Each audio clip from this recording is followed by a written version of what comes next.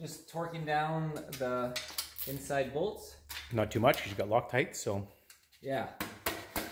I mean, yeah, it was. Torque them till they're snug. Torque them till they're snug, yeah.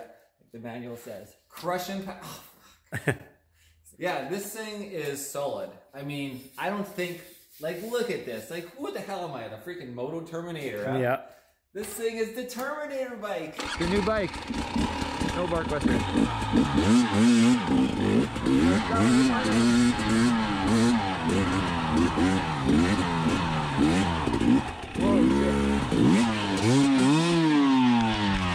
Whoa, shit! Man, that was, oh, my balls.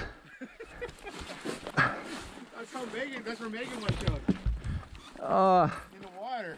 Oh, dude, my balls. Oh, it was a hard whack. I bet it was a hard whack. I need to run the wall. I don't know how you're gonna get up that. That's hard for a dirt bike, dude. We are back with the bike build of the 2020 300 XC TPI. And yesterday, Q-Man and I, we filmed and installed the Emperor Racing skid plate pipe guard. And we are both very impressed with it. It's such a great fit, really well done. And so today we decided, let's keep it going with some Emperor Racing products with their rad guards. And this looks like a very serious product, again. Yeah, so full aluminum billet. It's a nice looking piece. And then he, nice welds again. It's got the matched drilling in the slots, and wow. It's a nice looking piece. Pretty light because it's just billet aluminum, and then he welded on the side strength. It has a bracket that actually goes at the back right here. Look at that, just a little extra strength. Nice. Most people are getting the rads where it's just this front plate. You can see there's the bolts right here on the front louver. Mm-hmm. So most rads are just little billet plates that bolt there and then bolt to the fender. And so it's gonna give a little crush protection. But I mean, if your bike's flying backwards like this and you hit like this, that little front aluminum billet piece is not going to stop shit from an impact like that, right? Yeah. It's going to crush the back of the rad. So this thing is going to take care of all angles. If the bike's flipping up backwards, who knows? So anyways, I'm going to get to it and take the seat off next, the shrouds with the tank maybe out of the way, and drain the coolant because we need to get this back piece through the back air, and that hose is in the way right now. So anyways, my name is Marcel Ernie, guys, pro superbike racer, Q-Man holding the camera with the side-by-side light.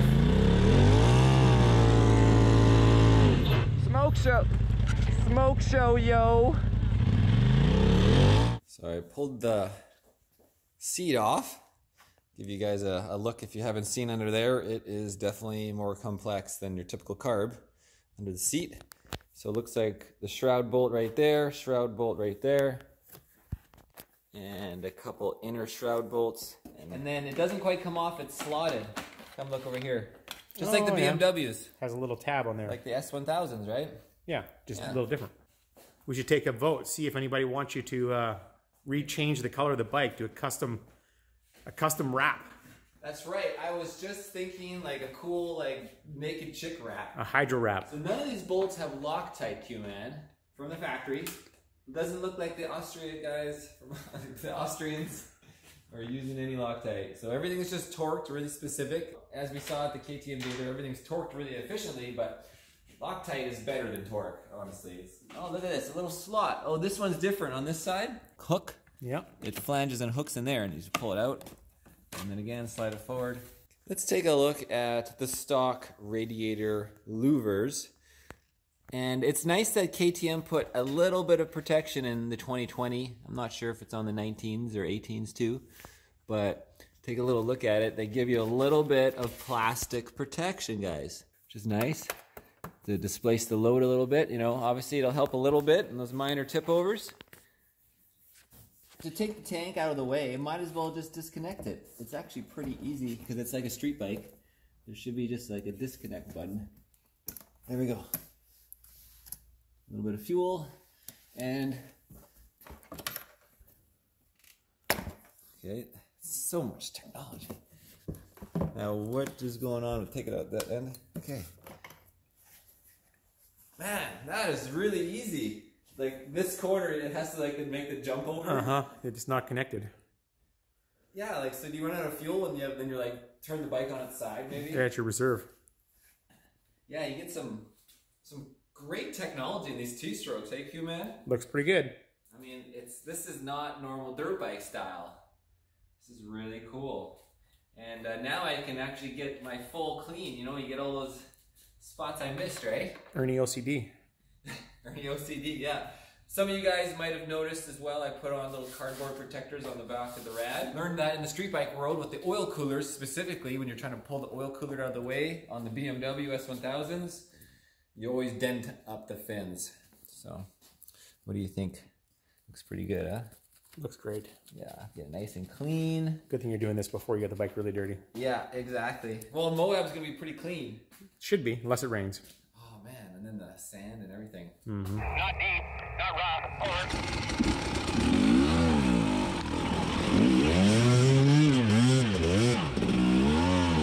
I should probably do this, like take the tank and the front fender every time I wash the bike, if I had time.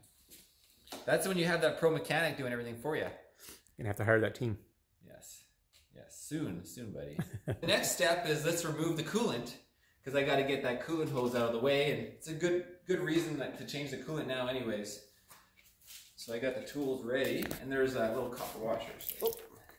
Oh.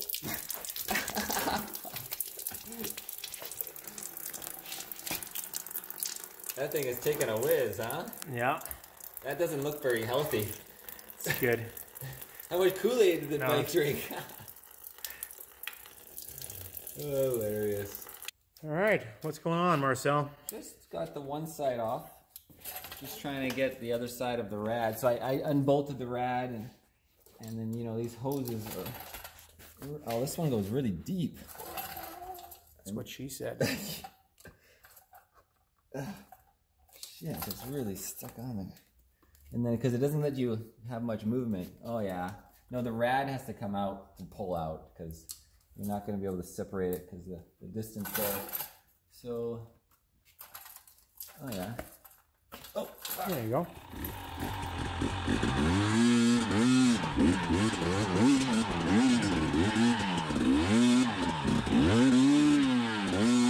Missed the filming of actually just putting it in place because Q-Man was busy with emails. But so all I did is I put this one bolt in to hold it, but you can see it just kind of fits in really snug and perfectly, really.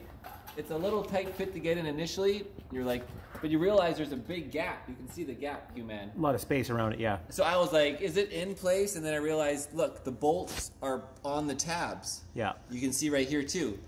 And I just put the one in to hold it, so. That makes sense, that looks good. Lots of clearance. Yeah, exactly, lots of clearance. Now the hard part is gonna be to get the back bracket in. This is gonna be the most difficult part. Essentially, so those wires should be on the back side, probably. I'll have to like break the zip ties. Do you see it coming through now? There you go. So essentially that's what the issue, but there's these wires right here. I just gotta figure out what side I wanna put the wires on if it's gonna. Okay, this is the most difficult part of the step. You can see the head of the bolt has no room to use a socket to push down. And because I'm trying to get the plate in place, get the plate flat, and then get the bolt in the hole, all you can use is your fingertips, and a wrench won't spin it enough. You can't get a ratchet wrench in there either. So I'm taking out all the bolts. I find the issue is probably the powder coating or whatever it is. It's not powder coating, but this is like whatever. The bolts, the threads are being blocked. And so we're struggling to get the plate to start the threads. And so I'm going to pull the whole thing off and remount the holes. So this needs to be done. You need to check the bolt holes on any product. I should have done that ahead of time so I didn't have this problem. Yeah, it's not going anywhere. That's all it is. Just needs a little paint cleanup. So something I can share with Emperor Racing, that this is why people might get pissed off. Yeah, I can't even do it. I gotta ream it out. All right, we gotta fix this shit. So you can imagine how impossible that would be in an area where you can't even get a tool on it and you're trying to do it by hand. There we go, it's starting to loosen up a bit. I just finished reaming out all the holes. And now I'm putting Loctite on the bolts. Keep the bolts tight. These are, yeah, so I reamed out all the holes, including the outside ones that'll probably attach to the fender pieces. And I'm not sure what these ones will be for, but something in the future. I'm not sure. So now when I attack the bolt, it will thread in. There you go. Now you'll be able to get it. See? That'll do it. It'll still be tough, but not impossible. Uh-huh. So first step is I gotta put this thing back on. Okay, just get, yeah, so get it over that rad. This right here, bud, Yep. This is the clearance. This is my issue when I have to like loosen the rad up. Mm-hmm. Oh, there's a little coolant. And then I have to get it back on once I get this out. So that's what I'm trying to do right now. Get that in and around the rad and on the other side. I don't know what I'm hitting. You're not lying. There you go. Okay, so now I gotta get the rad back. There, and the rad's back in its slot. Oh, and the bike tips back. So yeah, that's good. There's clearance. You can't even fold out because the rad holds it in tight. There you go. Okay. So those are loose. We'll keep that loosened. There's the first hole. Yeah. Oh, I think I got a thread. That's the first of the many. Okay. But you got to do this bullshit because we probably can't even get the ratchet side in. The ratchet socket, you know? It didn't leave much room here. Well, I got it. Thread started. I wonder if I can get this thing on this one.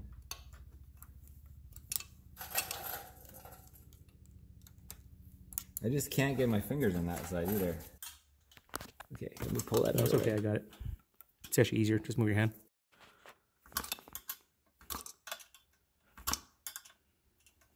Good thing I put the rad cardboard.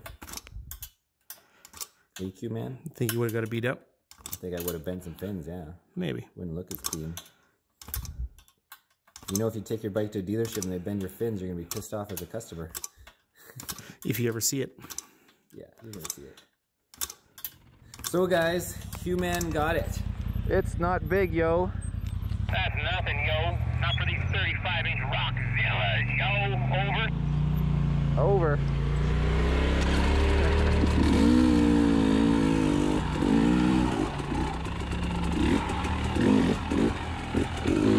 Whoa. And the drop. Good job. With One more little thing. So in hindsight, dealing with what we're dealing with, we should have reamed out one of the two holes or both holes to give us a little more play. The bracket could be installed just a little bit farther back. The bracket. The mounting points could be just a Yeah. quarter of an inch farther back. Exactly. 3/16 of an inch. Yeah, the bracket needs to curve back and the bracket underneath goes further and the top bracket could be machined. So I'll be putting in some recommendations, of course. There's that. Pretty much took an hour to try to get that part in. Mm-hmm. What do you charge an hour, bud?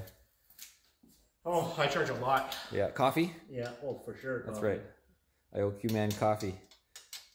Starbucks cinnamon dolce latte grande. Yeah. Just like yesterday. Yeah. Torquing down the inside bolts. Not too much because you got Loctite, so Yeah. I mean, yeah, it was torque them till they're snug. torqued them to a snug, yeah, like the manual says.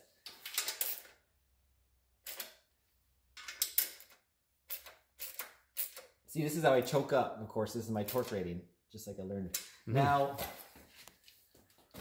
I mean, Looks pretty solid. yeah, like crushing. Oh, these things are sharp. Or I hurt my hand. Yeah, this thing is solid. I mean, I don't think. Like, look at this. Like, what the hell am I? The freaking Moto Terminator? Huh? Yeah. This thing is the Terminator bike. Whoa, shit, Rock. Down a gear. Use the berm. Woo. There you are. Mr. Mozart. Wolfgang Charlie. Wolfgang Charlie. Yeah, so guys, the rad is on. It was certainly a bitch to get that back bracket. So I see why some people skipped that steps. When I spoke to the owner, he said some people skipped the back bracket. But I wanted to get it in. I want the maximum strength. Otherwise, you're going to have the huge side impact, but it could move forward and back a little bit, right? So we wanted to prevent that in case I flip over backwards and doing some fucking skyward shit. There we go, guys. 2020 300 XC TPI.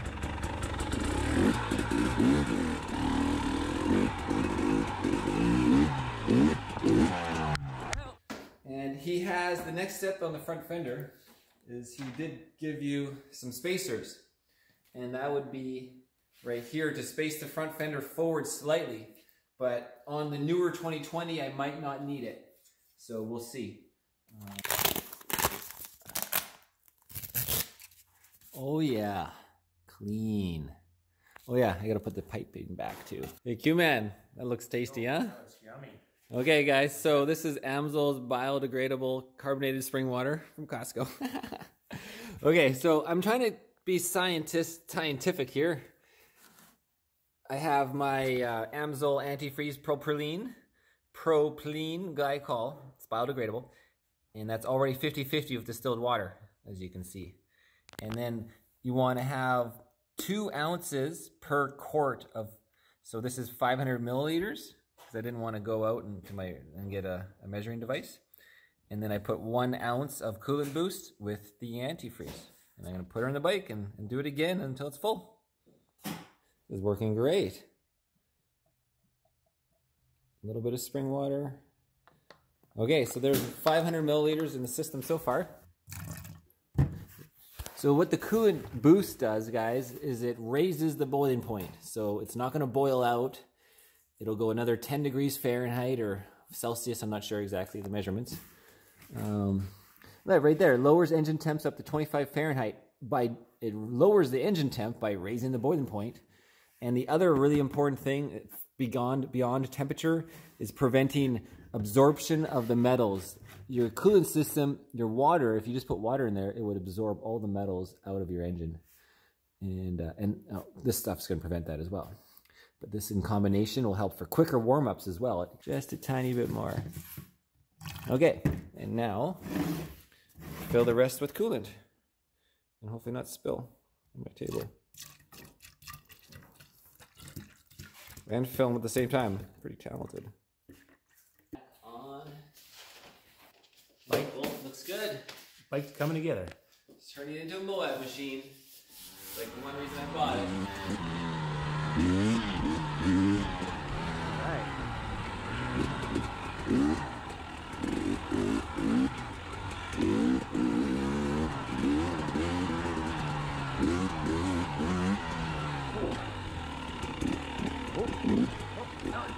Don't think I even touched even. Whoa, whoa, that was unexpected and really fucked up. Whoa, that was like a motocross hit on the front. Whew.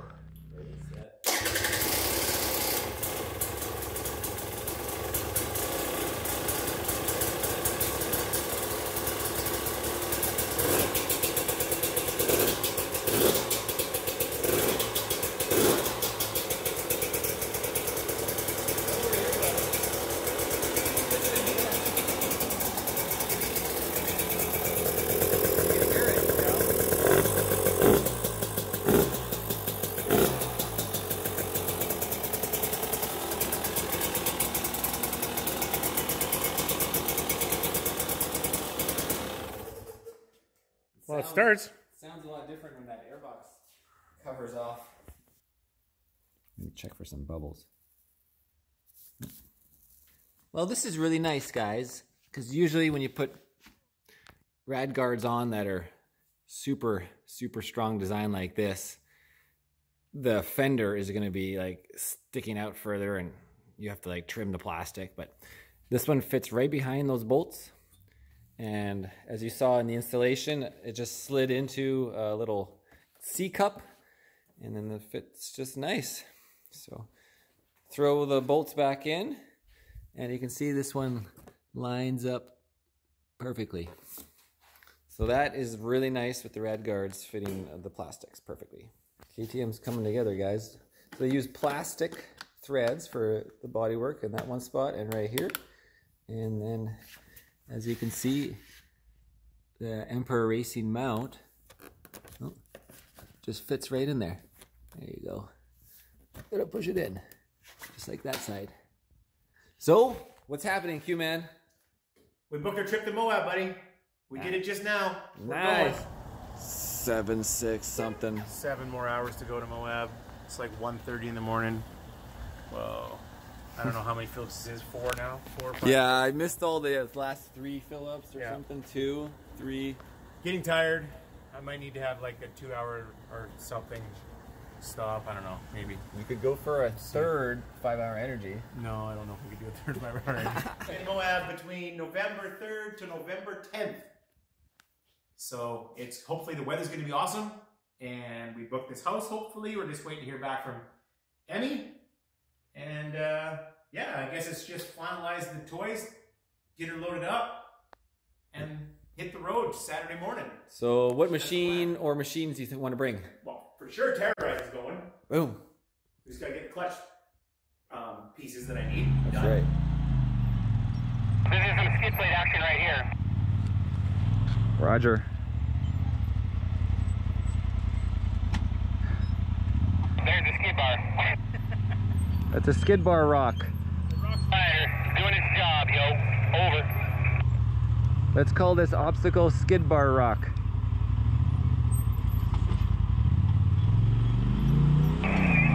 Nothing. Just a few scratches on Terrorizer's bottom side. Over.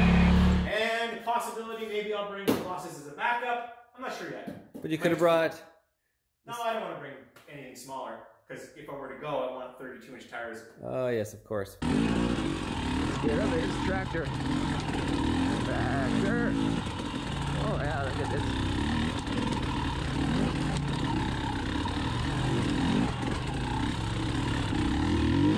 Even through the hole there, you got a little bit of throttle. Oh, I thought I was going to skid plate that one, but didn't. A lot of ground clearance on these KTMs. The nice advantage over the Beta. The Beta has like an inch, and maybe even more, an inch and a half less ground clearance than the KTM of the same year, same competition. The 2020 Beta, 300, 250, 200. It's a lower bike, easier for trials though with touching the ground. Luckily I have a tall 6'1", so I can manage the tall KTM.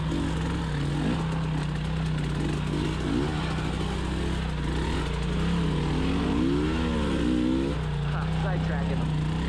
Congratulations, you have booked with Emmy. Oh yeah, we're going to Moab, guys. This is awesome. I got my protection.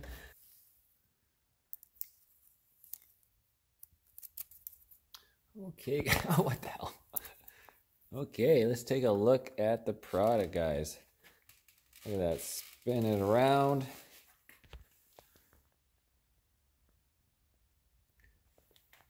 Nice, very strong, super strong. All the way braced right through the front. Check that out. Yeah. Very nice.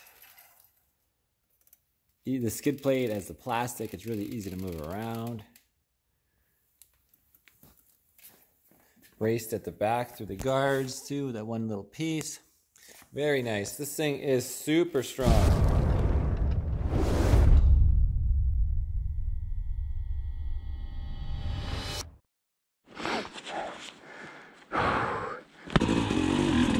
Whoa, whoa, whoa.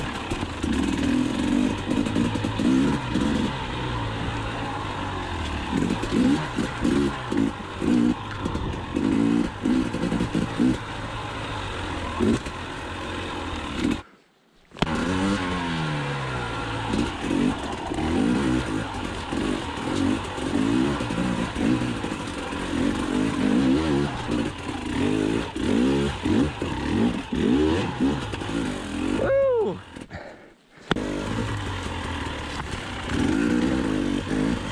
I don't know if this is the way to go, but probably.